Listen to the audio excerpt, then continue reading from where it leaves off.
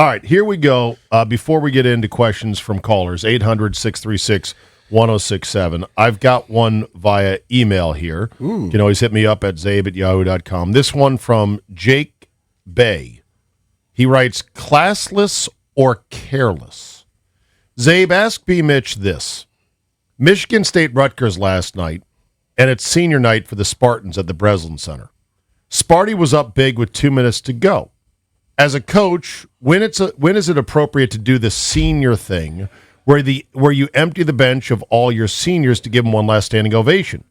Because Izzo decided with 1:19 left and up 14 points, 82-68, he decided to get his seniors in. Well, Rutgers suddenly turned into the 2017 Golden State Warriors, and Izzo was forced to put the starters back in a mere 37 seconds later with the lead cut to 6, 84-78. Michigan State ended up winning by 4, and I'm sure those fans had a bit of a sour taste for the Scarlet Knights leaving the game after that.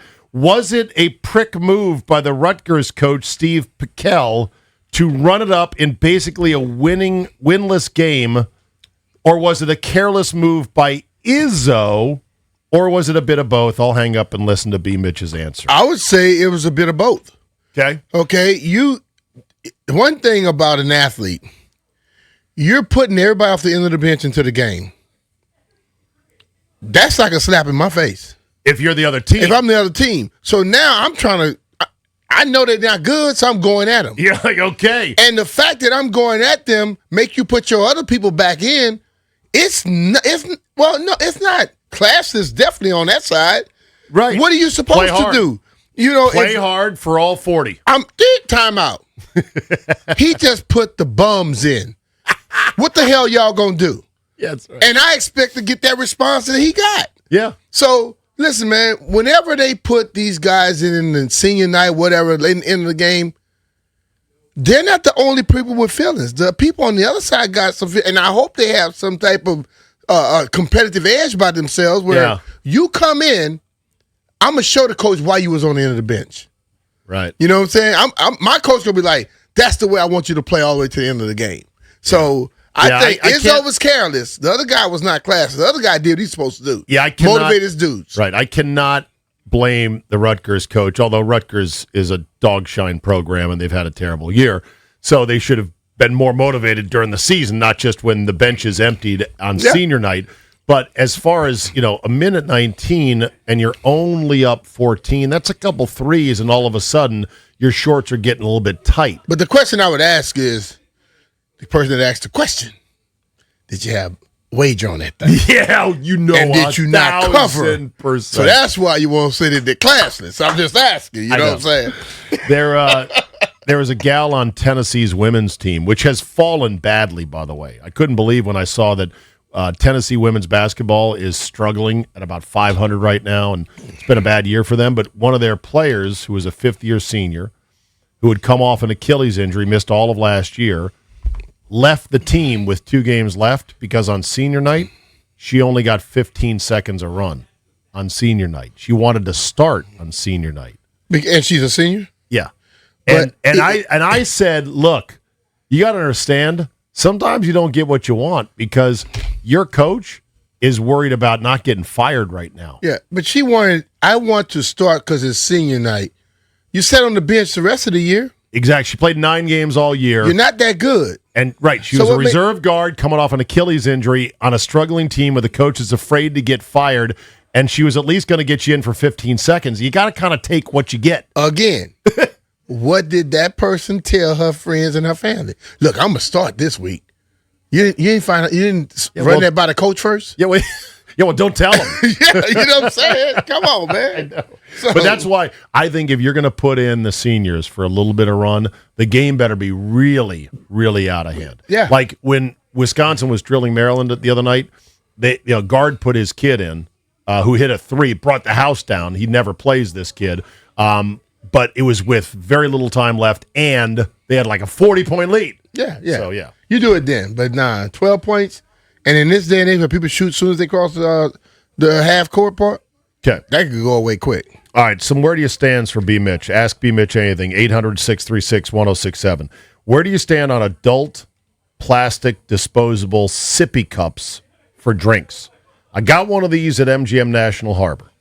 And my first thought was... Plastic disposable sippy cups. So in other words, instead of having to deal with straws, because a lot of places have banned plastic straws, the lid for a plastic cup at a bar will have essentially a sippy cup. It'll have a nipple, and it'll be a little tab that you punch. Oh, yeah, and then you can sip it, and it prevents egregious spills if you're clumsy and knock it over. Yeah. Where do you stand on adult disposable sippy cups?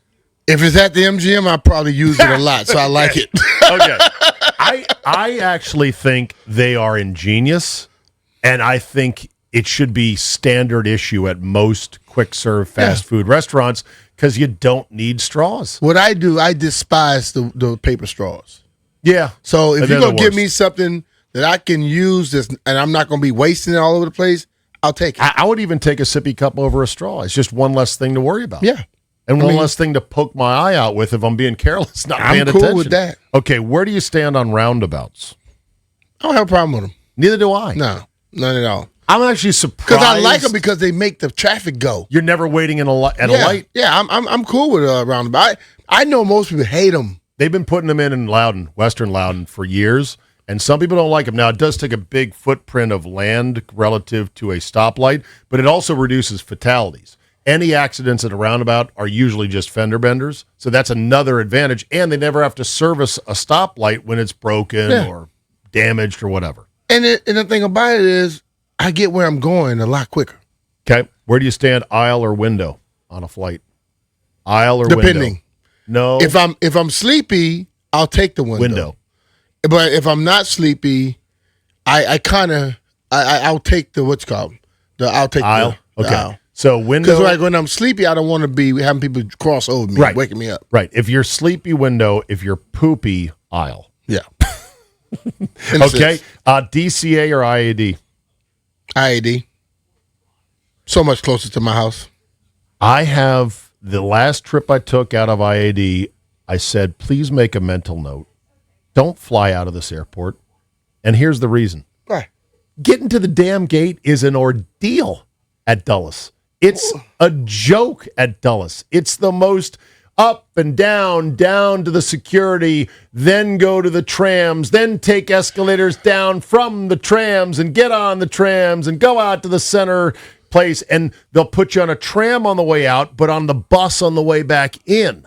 It's too much. And it is 30 minutes closer to my house than National is. But National is so tight in terms of boom, curb, security, gate. Especially the A gates with Southwest.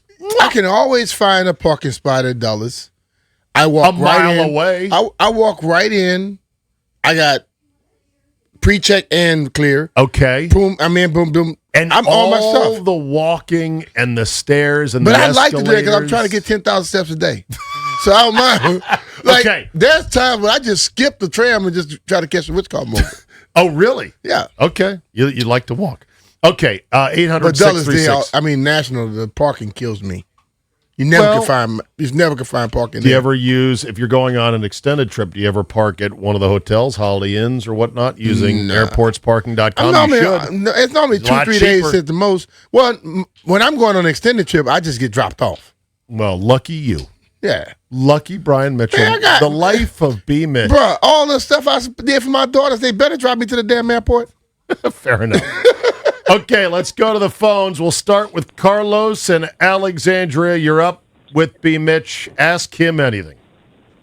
Hey, BMitch. I was the guy that a couple of weeks ago got you guys going off on what position is the hardest to play. So here's another one similar to that. All right. Of all injuries in sports, what do you think is the most difficult to come back from? And I'll give you mine. I think it's the Achilles.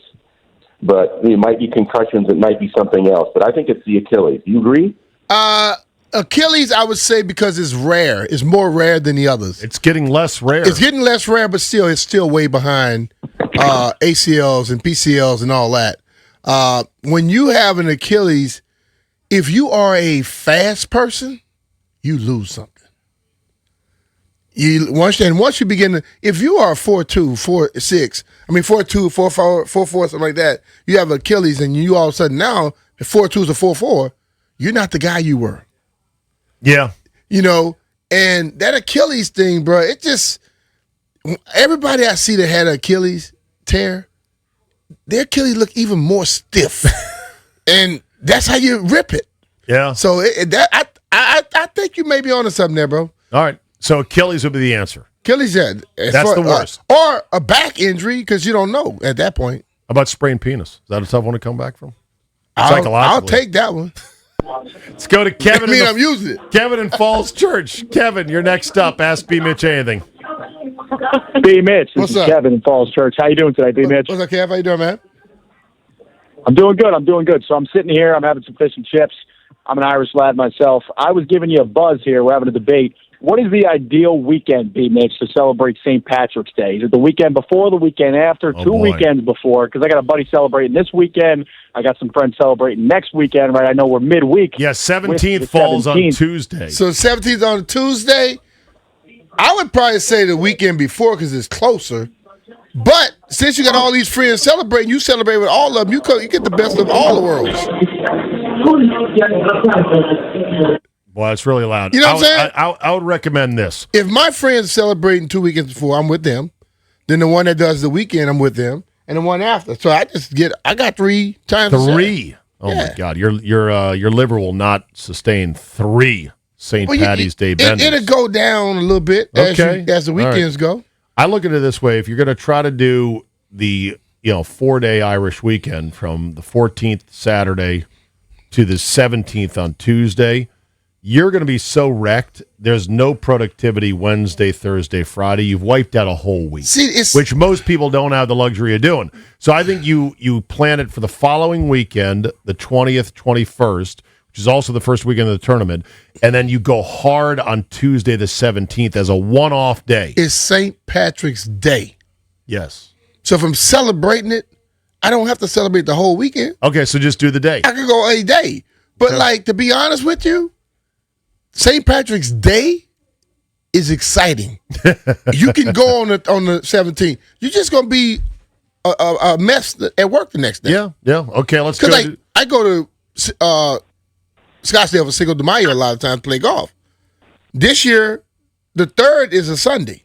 So we're going to miss the Tuesday. Oh, boy. You think we waiting? No. No, we're going to take care of it that weekend. All right, let's go to Wild Card. You're next up. Ask BMitch anything.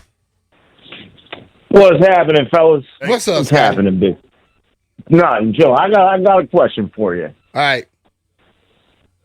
All right. So with the football, first off, it's amateur hour. If you got to specify partying on New Year's Day, St. Patty's Day, I've never been a fan of that. But with the football acumen that you have, what is it like sitting next to people that are less knowledgeable? And this isn't directed at anybody in particular, but when you hear people with the loudest voice with the least knowledge. It's depending on where they're doing it at, If it's something that's opinionated, everybody has an opinion. But if it's something that's you have to have gone through it, then I would say something. But I think opinion-based, I don't care.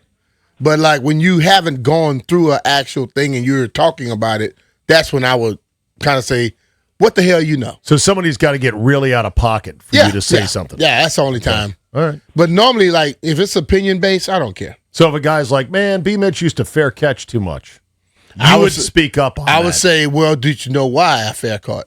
Well, I don't think it was true either. Huh? I don't think it was true either. Oh, it's true. I got the NFL record for fair catch. Well, but you were there. You were back there. You got the NFL record for a lot of things in the return game because you did it for so long. But no. What was your fair catch rate? Was it excessively high? Not even excessively high. Okay. Just when you have, there's points when you have to, Of points course. to tell you to. And God, why do you, because in Philly, I got into an argument with a guy because he was like, Oh, boy. hey, man, I'm not trying to say you a coward, but I say stop. I say, because nothing I say right now is going to be something that you're going to like.